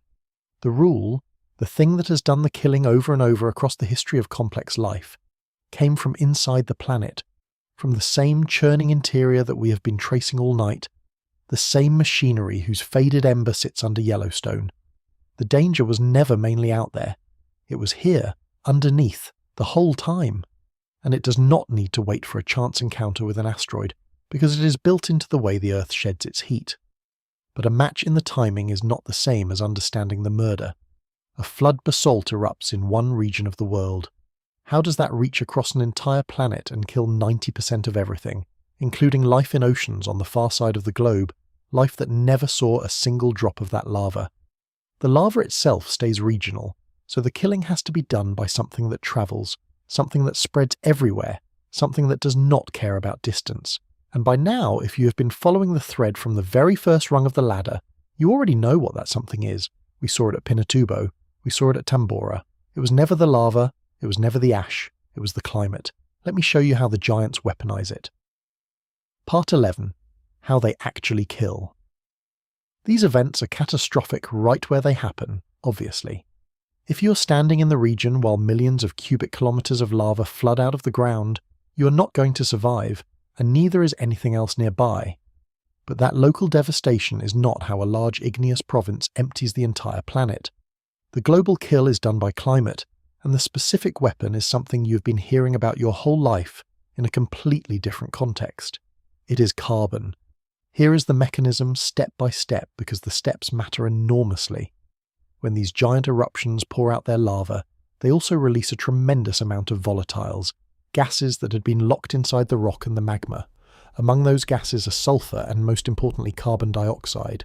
Enormous quantities of carbon dioxide. And what we think happens is that the volume of carbon dioxide released by one of these events is so large that it warms the entire Earth significantly. Not a degree. Not the gentle, temporary nudge that Pinatubo gave us. A major, sustained heating of the whole global climate, driven by the planet itself belching carbon into its own atmosphere on a scale that is hard to even comprehend. And the record bears this out almost without exception. After a large igneous province event, you find what scientists call a hothouse climate, an interval of abnormally warm global temperatures, lasting not years, not centuries, but a few million years. The planet gets hot and stays hot. But the part that turns a hothouse into a graveyard is not the warmth itself. It is the speed. The onset of these events is often abrupt. There is an initial pulse, a sharp, fast injection of gas, and a sharp, fast jump in temperature right at the start. And that initial pulse, that rapid change, is what does the killing. Life can endure a lot of conditions, even harsh ones, if it has time to adapt to them. What life cannot endure is change that comes faster than it can adjust. The rapid pulse at the start of a large igneous province slams the environment into a new state faster than ecosystems can track, and that is when the mass extinction happens. And here is the strange, almost beautiful flip side of the same coin, because it reveals the deep logic of the whole thing. After that initial deadly pulse, the Earth keeps warming, but slowly. The carbon keeps coming, but the additional heating plays out gradually over the following millions of years. And that slow, gradual warming does not kill. In fact, over the long run, it can actually allow life to recover and even to diversify, to spread out and fill all the new niches the changed world has opened up. So the same large igneous province does two opposite things with the same carbon. The rapid perturbation at the front end leads to widespread death. The slower, longer-term warming that follows, stretched over a few million years, is gentle enough that species can recover and flourish. There is a cruel subtlety in the gases that is worth understanding, because the same eruption carries two opposite climate weapons. The sulfur, the same kind we saw at Pinatubo, tends to cool the planet in the short term, throwing up that reflective haze. The carbon dioxide does the opposite, warming the planet, and it does so for far longer, because carbon dioxide lingers in the atmosphere for a very long time, while the sulfur haze settles out in a few years. So a large igneous province can whipsaw the climate, cooling sharply at first as the sulfur peaks, then warming relentlessly as the carbon takes over and stays. Living things would be slammed first one direction and then the other, and that kind of violent back and forth is even harder to survive than steady change in a single direction. It is climate chaos, sustained for thousands of years, and then a hothouse on top of it. And the warming did not stop at the air. As the oceans absorbed the flood of carbon dioxide, the water itself grew more acidic, which is brutal for any creature that builds a shell or a skeleton out of the very minerals the acid attacks. Warmer water also holds less dissolved oxygen, so the seas began to suffocate from within, vast volumes turning into oxygen-starved dead zones where almost nothing could live. So the carbon was not a single blade. It was a whole armory. It warmed the land, it whipsawed the climate, it acidified the seas, and it choked the oceans of oxygen all at once, all radiating out from that one initial pulse. That is how an eruption confined to one region reaches around the entire globe and empties even the deepest oceans on the far side of the world. And the reason the speed matters so much comes down to a simple truth about how living things cope with change. Life is astonishingly adaptable when it has time. Give a population enough generations and it will evolve to handle a hotter world, a colder world, a more acidic ocean, almost anything, by slowly shifting its range, its behavior, its biology. Evolution is a real and powerful response to a changing environment, but it runs on the clock of generations, and that clock cannot be rushed. So the danger of a large igneous province is not really the amount of carbon, in the end. It is the mismatch between how fast the carbon arrives and how slowly life can adjust to it. Pour the same total carbon out over 10 million years and life keeps pace and may even flourish. Pour it out over a few thousand and you overrun the clock of evolution, and the things that cannot adapt fast enough simply die. It is the same carbon. The only thing that changed is the speed. That single variable, the rate, is the line between a hothouse life rides out and a hothouse that becomes a tomb. So let me state the verdict of this entire investigation as plainly as I possibly can, because it is the thread that has run from the very first rung of the ladder to here. The most dangerous force on this planet has never really been a single explosion. It has never been the blast or the ash, or even the lava. It has been carbon, and more precisely it has been the rate at which carbon gets dumped into the atmosphere. A slow trickle of carbon over millions of years lets life adapt and even thrive. A sudden flood of carbon over a short time kills most of what is alive. That single distinction, fast versus slow, is the line between a hothouse that life rides out and a hothouse that becomes a mass grave. The giants of deep time killed by being fast. This is the discovery that should have made large igneous provinces as famous as the asteroid, and the fact that it has not is one of the strangest gaps in public knowledge I know of. We have, sitting in the rock record, the actual murder weapon behind most of the great die-offs in the history of life, and it turns out to be neither fire nor impact nor cold, but the speed of a chemical change in the air. That is a genuinely profound thing to know about the planet you live on. It means the worst thing that can happen to a living world is not a single violent blow, but a quiet, invisible, accelerating shift in the makeup of the atmosphere, sustained long enough and fast enough that the web of life cannot keep up. And yet ask 100 people on the street what causes mass extinctions, and 99 of them will say an asteroid, because the asteroid is loud and the carbon is silent. The thing that actually ends worlds works without a sound. And that should make a very specific, very cold thought start to form in the back of your mind. Because if the thing that ends worlds is not a volcano, but a rate of carbon, then you do not actually need a volcano at all. You just need something that can inject carbon into the atmosphere quickly. And there happens to be an event in the deep past where scientists can measure exactly how fast that carbon came and compare it directly to something happening on Earth right now. That comparison is the most unsettling number in this entire story. Let me show it to you. Part 12. The Great Dying. If you want to know what the worst day in the history of life actually looked like, you have to go back about 252 million years to the end of a period called the Permian, and to the single most violent large igneous province we have strong evidence for. It happened in what is now Siberia, and the basalts it left behind are called the Siberian Traps, and the extinction that came with it has earned a name that needs no explanation. Scientists call it the Great Dying. This is the event that answers the question I asked you at the very beginning of tonight. If there is something out there that can cause 90% of the species on Earth to die out, this is it. The Great Dying wiped out around 9 in 10 species on the entire planet. In the oceans, the devastation was almost total. Life on Earth came closer to ending completely during the Great Dying than at any other moment we know of, including the day the asteroid took the dinosaurs. And the prime suspect, the thing whose timing matches the catastrophe, is the Siberian Traps, a large igneous province on a scale that makes the Columbia River flood basalts look modest. Just hold the two side by side for a moment. The Columbia River flood basalts, the event we just stood on, the one that flooded 3 states and built cliffs 4 kilometers thick, the most recent of these giants, was one of the smaller members of the family. The Siberian Traps were vastly larger, an outpouring so immense it blanketed an area of land you would struggle to drive across in days, with lava stacked thousands of meters deep over a region the size of a continent's worth of territory. If the Columbia River event was enough to make the ground near it a sea of fire, the Siberian event was enough to reach around the entire planet and very nearly switch life off. That is the upper end of what this machinery can do when a truly large plume opens all the way, and it did it at the worst possible place, in the worst possible way, which is the part we turn to now. So how does a flood of lava in Siberia kill almost everything in an ocean on the other side of the world? It follows the exact mechanism we just built, but turned up to its most extreme setting, and with one extra, horrifying twist. The eruptions poured out their lava and belched their enormous load of carbon dioxide just as the model predicts. But in Siberia, the rising magma did not just erupt through ordinary rock. It pushed up through ground that was packed with coal, with petroleum, with vast deposits of fossil carbon that had been buried for hundreds of millions of years, and the heat of all that magma effectively set those deposits on fire from below.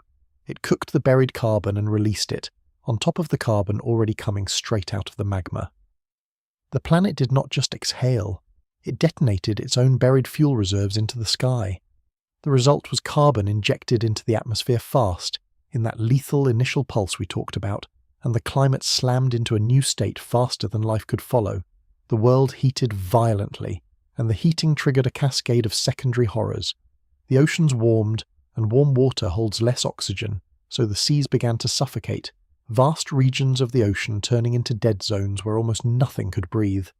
The chemistry of the water itself shifted as it absorbed the flood of carbon dioxide, turning more acidic, dissolving the shells and skeletons of the creatures that built them. It was not one kill mechanism. It was many, all unleashed by the same root cause, all radiating outward from a single rate of carbon that the living world could not absorb in time. The scale of what was lost is almost impossible to hold in your head. This was not the kind of extinction where a famous group like the dinosaurs disappears and the world carries on. This was nearly the end of complex life altogether. Whole branches of the tree of life were pruned away forever. The creatures that had dominated the oceans for hundreds of millions of years vanished, and the recovery was not quick, which is the part that should stay with you. After the Great Dying, the planet stayed broken for an astonishingly long time, on the order of millions of years, before ecosystems regained anything like their former complexity. For a stretch of time longer than the entire span of the dinosaurs that would come later, the Earth was a diminished, simplified, struggling place. That is what it costs when carbon enters the atmosphere faster than life can adapt. Not a setback, a near-total reset followed by an eternity of slow rebuilding, and I cannot move past the Great Dying without pointing at the detail that should make the hair stand up on the back of your neck, given where this story is going. The reason Siberia was so uniquely lethal is that the magma rose through ground packed with ancient buried carbon, coal and petroleum laid down over hundreds of millions of years, and it cooked that buried fuel and released it into the sky on top of the carbon already pouring from the magma itself. Read that sentence again and think about what our own civilization does for a living. We also dig up coal and petroleum that was buried over hundreds of millions of years, and we also release the carbon locked inside it into the sky. The Siberian traps did it with the heat of a mantle plume. We do it with furnaces and engines. The mechanism at its core is unnervingly similar. The worst extinction in the history of life was in part a fossil fuel event. We are running a fossil fuel event of our own. The difference in source does not change the chemistry of what comes out of the smokestack and the fissure alike. And think about which creatures tended to survive an event like the Great Dying, because it tells you something about what these catastrophes actually select for. The survivors were rarely the large, the specialized, the dominant species perfectly tuned to the world as it was. Those were the ones that fell hardest, because a creature exquisitely adapted to specific conditions has the most to lose when those conditions vanish overnight. The things that made it through tended to be the generalists, the tough, the unfussy, the organisms that could tolerate a wide range of conditions and did not depend on any one delicate arrangement. A mass extinction is not a gentle thinning of the herd. It is a violent reshuffling that tears down whatever happened to be on top and hands the future to whatever could simply endure. The world that emerges on the other side is not a damaged version of the old one. It is a different world built by different survivors, and it never goes back to what it was. And that is the central thread of tonight reaching its darkest point. The Great Dying was not caused by the lava reaching the ocean. The lava never came close. The Great Dying was caused by carbon, dumped into the air faster than the planet could cope, exactly the same weapon we watched Pinatubo and Tambora wield in miniature, scaled up to the point where it nearly ended life on Earth. The apex predator of deep time killed 90% of everything not with fire, but with the speed of a chemical change in the atmosphere. Hold that thought with both hands, because we are about to find an event that ran the same experiment more gently, an event scientists study precisely because it is the closest thing in the deep past to what is happening on this planet today. Part 13. The Mirror. About 56 million years ago, long after the Great Dying and not long after the asteroid finished off the dinosaurs, the Earth ran a smaller, cleaner version of the same experiment, and it left behind a record so useful that paleoclimatologists treat it almost as a laboratory. It is called the Paleocene-Eocene Thermal Maximum, which is a mouthful, so let us just call it the Great Warming. And it is the mirror that this entire story has been walking toward. During the Great Warming, global temperature spiked by roughly 4 to 6 degrees Celsius. The whole planet lurched into a hothouse. The fingerprints, once again, point to a rapid injection of greenhouse gases into the atmosphere, very likely triggered by a large igneous province event, the same machinery we have been tracking all night. The world transformed. Patterns of rain and drought rearranged themselves. Ocean chemistry shifted. Species migrated, some thrived in the heat, many did not. It was not as severe as the Great Dying. It did not come close to killing 90% of life, but it was dramatic enough, and well preserved enough in the rock, that scientists study it intensely for one specific reason. They study it to understand human-caused climate change. They are using an ancient natural carbon spike to understand the carbon spike we are creating right now. And the reason the Great Warming is such a useful teacher is precisely that it was not the worst case. It was severe, but survivable. Most species made it through, reshuffled and stressed but not annihilated, which means scientists can study the full arc of it, the carbon going in, the temperature climbing, the world reorganizing, and the eventual slow recovery, all without the total devastation of something like the Great Dying erasing the evidence. It is, in a sense, a controlled burn in the deep past, big enough to teach us how carbon-driven warming behaves, but not so total that the lesson is lost. That is exactly why paleoclimatologists return to it again and again. If you want to understand what rapid carbon does to a living planet, the Great Warming is the cleanest case study the rock record offers, and it is the one that maps most directly onto the experiment we are running on ourselves right now. And this is where I have to give you the single most important number in this entire video, the one that recontextualizes everything we have looked at, from Mount St. Helens all the way to the Siberian traps. During that Great Warming 56 million years ago, the carbon that drove a 4 to 6 degree temperature spike, the carbon that reshaped the whole planet and is studied as a genuine analogue for mass extinction conditions, was released at a certain rate. Scientists have worked hard to measure how fast it came, and here is the number. The rate of carbon release back then was still something like 4 to 10 times slower than the rate we are causing today. Read that again slowly, because it does not say what people expect it to say. We did not match the ancient catastrophe. We did not equal the carbon pulse that helped trigger a planetary hothouse. We blew past it. The rate at which human activity is putting carbon into the atmosphere right now is faster, by a factor of several times, than the rate that drove one of the more dramatic warming events in the deep history of the Earth. The thing that took a large igneous province to accomplish, the rapid injection of carbon that is the actual murder weapon behind nearly every mass extinction, we are now doing faster than the rock record's closest comparison, without any volcano at all. Let me be clear about why scientists trust the Great Warming as a comparison, because it is not a loose analogy.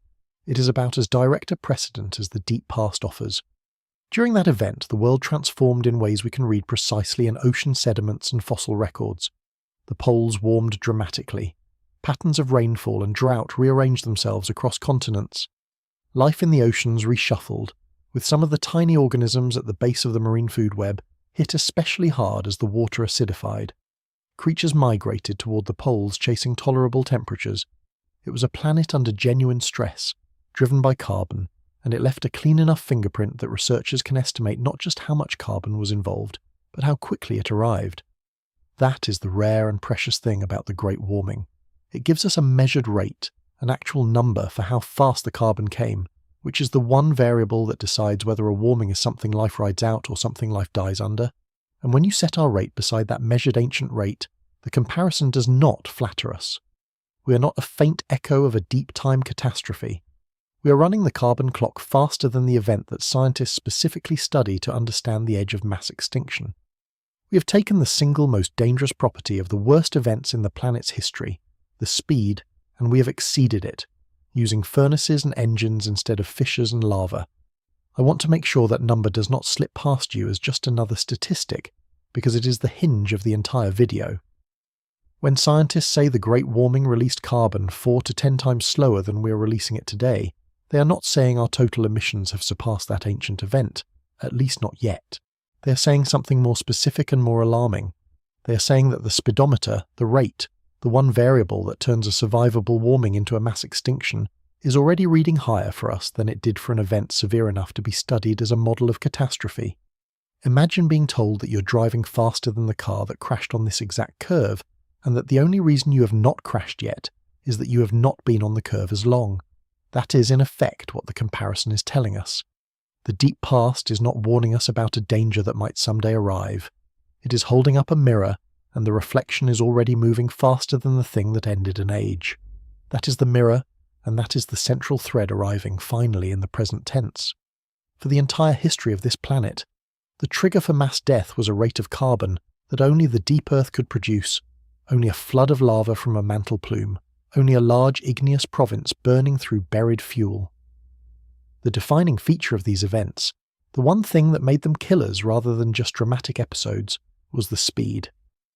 And for the first time in the 600 million year story of complex life, that speed is being produced by something other than geology. It is being produced by us. So the question stops being about volcanoes entirely. The question becomes whether we have, without meaning to, picked up the one weapon that has ended worlds. Let me take you to what that actually means. Part 14. The exhalation. Some scientists now think we are living at the beginning of a sixth mass extinction.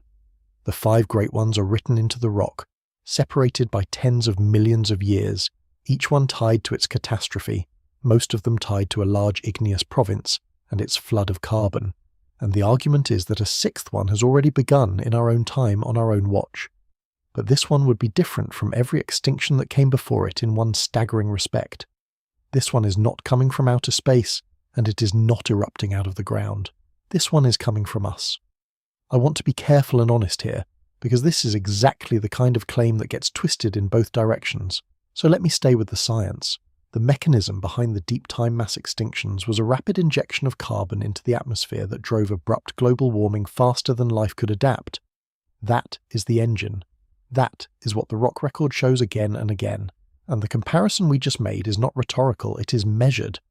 The rate at which we are releasing carbon today is faster than the rate that drove the Great Warming 56 million years ago, the event used as a stand-in for understanding catastrophe.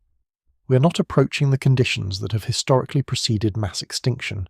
By the one measure that matters most, the speed of carbon release, we have already exceeded them. And here is the part that should land in your chest, because it is the cruelest twist in the whole story, and it follows directly from the central thread. Remember what made the deep time event survivable in the long run. It was the slow part. After the deadly initial pulse, the carbon kept coming, but gradually over millions of years, and that slowness is what allowed life to recover and diversify, and eventually rebuild a living world. The recovery was never fast. The recovery took millions upon millions of years of gentle conditions for the survivors to spread back out and refill the planet. The Earth is genuinely, almost miraculously good at adapting. It is just not good at adapting quickly. Recovery from these events was always measured in geological time, in spans so long they are effectively meaningless to a human life, to a civilization, to a species that has only existed for a few 100,000 years. Does that sound familiar? Our Earth is incredibly good at recovering, just not on any timescale that does us any good. The planet will be fine in the end. Give it 10 million years after almost any catastrophe, and life comes roaring back, stranger and richer than before. That is the cold comfort the deep past offers. The planet survives, the biosphere reboots, but the things alive at the moment of the rapid pulse, the species caught on the wrong side of the speed, they are the ones who pay. They are the 90%, and we have spent this entire video establishing that we are now the ones generating the rapid pulse. We have made ourselves the volcano. I want to handle the idea of a 6th extinction carefully, because it gets thrown around so casually that it has almost lost its meaning, and the careless version helps no one. Some of what people point to as evidence of a current mass extinction is about habitat loss and hunting, and the direct ways human beings crowd other species off the planet, and those are real, but they are a separate matter from the carbon story we have been tracing. The piece that connects directly to the deep time catastrophes, the piece that should genuinely sober you, is the rate of carbon and the warming it drives. That is the through line from the Siberian traps to today. Not every alarming headline about the environment belongs to this story, but the rate of carbon release does, because that is the precise mechanism the rock record has been pointing at the entire time. And there is a difference between our situation and the deep time events that cuts both ways, so let me be honest about both edges of it. On one edge, the ancient events at least had their mercy built in, that slow tale of gradual warming over millions of years that eventually let life recover. The carbon we are releasing does not come with a guaranteed gentle tail. We are delivering the dangerous fast part, the killing pulse, on a timescale of a couple of centuries, which is a geological instant. On the other edge, and this is the one worth holding on to, our pulse, however fast, is still far smaller in total than what a true large igneous province unleashed over its full life. We are not Siberia. We have not committed the planet to the worst case. We are early enough in this that the size of the eventual pulse is still partly up to us. That is not true of any other extinction in the record, and it is the hinge the ending of this story turns on. It is worth saying plainly what this does and does not mean. because the doom version and the denial version are both lazy and both miss the truth sitting in the middle. It does not mean the planet is about to become uninhabitable next year, and anyone selling you that is selling the same cheap fear as the Yellowstone headlines. But it also does not mean this is nothing, that the climate has always changed, and so this change is just more of the same. That is the comforting lie, and the rock record demolishes it, because the rock record shows that change which comes too fast is exactly the thing that has ended worlds. The honest position is the uncomfortable one in between. We have started a carbon pulse. It is, by the measure that matters most, faster than the closest catastrophe in the deep past. It is not yet as large in total as the true planet enders, and how large it ultimately gets is still being decided in real time by the choices of a single generation. The planet has shown us, again and again across 600 million years, precisely what this kind of event does. We are the first ones who get to read that history before our own chapter is finished. So sit with the full shape of it. For 600 million years, only the deep earth could pull the trigger. Only a mantle plume, only a flood of lava, only a large igneous province burning through buried carbon could load the atmosphere fast enough to end an age of life. It took the literal machinery of the planet's interior to do it. And now a single species, in the span of a couple of centuries, has learned to release carbon faster than the planet itself ever did during the event we study as our warning. That is not a reason to panic, and I will tell you why in a moment. But it is a reason to understand exactly where we are standing. We are standing on the trigger that the rock record has been pointing at this whole time. The difference is that this trigger does not have to be pulled. Let me tell you about that difference, because it is the one thing the dinosaurs never had. Part 15. The one thing the dinosaurs never had. Here is where I want to leave you, and it is not where the headlines would leave you, because the headlines deal in helplessness, and the truth is something else entirely. Every species that died in every mass extinction of the deep past had exactly one thing in common. None of them could see it coming, and none of them could do anything about it. The creatures of the great dying had no way to measure the carbon climbing in the air around them. The life that vanished in the great warming had no instruments, no record of the past, no understanding that the speed of the change was the thing killing them. They simply lived, and the world shifted faster than their bodies could follow, and they were gone. The catastrophe came from forces they could not perceive and could not influence. We are the first. We are the first living thing in the entire history of this planet to stand inside one of these events and understand it while it is happening. We dug up the rock, we read the layers, we found the asteroid metal, we dated the flood basalts, we matched them to the extinctions, we measured the rate of carbon at the Great Warming and compared it to our own. We know the mechanism that has ended worlds. We know it is a rate. We know that the rapid pulse is the killer and the slow change is survivable. No species before us has ever held that knowledge while the carbon was still rising. The dinosaurs never got a warning. We are the warning, delivered to ourselves, by ourselves, in time to matter. Think about how extraordinary that actually is, set against the whole sweep of this story. For 600 million years, the script never changed. The carbon rose, the climate lurched, the rapid pulse killed, the slow recovery healed, and not one of the dying creatures ever understood a single piece of it. They could not have. They had no way to read the past, no way to measure the air, no way to connect a flood of lava on one continent to the suffocation of an ocean on another. The catastrophe was, for every species that ever faced it, completely invisible until the moment it killed them. We are the first to be handed the whole picture in advance. We dug the catastrophe out of the rock with our own hands and read it back to ourselves like a letter from the dead, a letter that says, "This is how worlds end, and it is always the same way, and here is exactly how fast." And that changes everything about how this story is allowed to end, because knowledge of a rate is power over a rate. The massive volcanic eruptions, the large igneous provinces, the true monsters we came here to meet, will happen again. That is certain. The mantle is still churning, the plumes are still rising, and somewhere on the schedule of the next 10 to 30 million years, another flood of lava will pour out across some part of the world. But that is not the threat we have to answer in our lifetimes, and it is not the one within our power.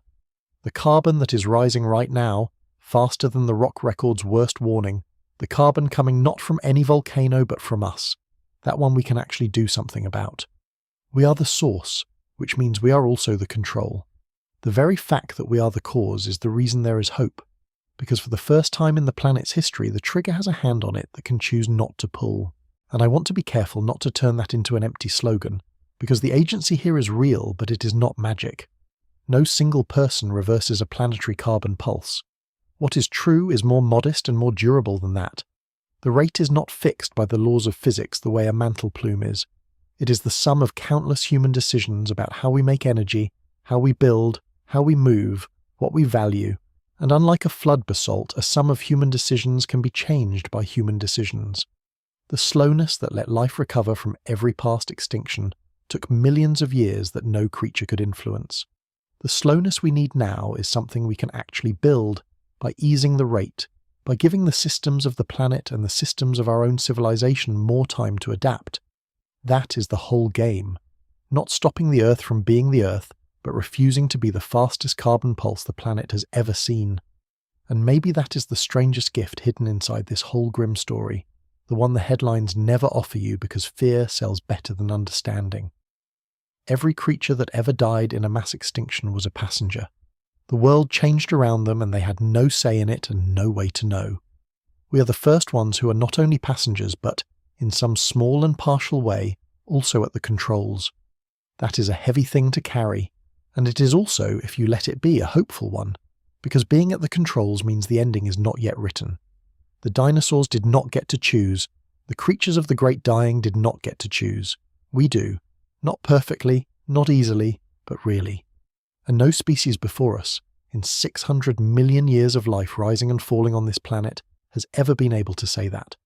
So I will end on the central thread, carried all the way from a single mountain in Washington state to the edge of the next mass extinction. The most dangerous force on Earth was never the explosion, never the ash, never even the lava. It was always the speed at which carbon enters the air. For 600 million years that speed belonged to the planet alone, and every time it spiked most of life died, and only the slowness of the aftermath ever let life return. We have somehow taken that speed into our own hands. That is the most frightening sentence in all of geology. But it is also, if you turn it over, the most hopeful one, because a force you generate is a force you can ease. The deep earth never gave its victims a choice. We are the only ones who have ever had one. The question that should keep you up tonight is not whether Yellowstone will erupt. It is much simpler and much larger than that. We are the first species ever to hold the trigger and know it. So what exactly are we going to do with that knowledge while we still have the time to choose?